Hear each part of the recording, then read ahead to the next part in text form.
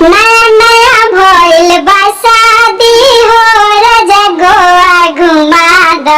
नया नया भइल बा शादी हो राजा गोवा घुमा द। तहरा मम्मी के बात हमसे न सहाय, दिन भर करेली घरवा में हाला हो। ई झगड़ा के जोर खोजा तारी हो राजा गोवा घुमा द। नया नया भइल बा शादी हो राजा गोवा घुमा द। तोहरा भाभी के बात हमसे न सहाय, तोहरा दीदी के बात हमसे न सहाय। दिन भर घरवा में करेली हाला हो। इत झगड़ा के जोर खोजा तारी हो राजा गोवा घुमा द। नया नया भइल बा शादी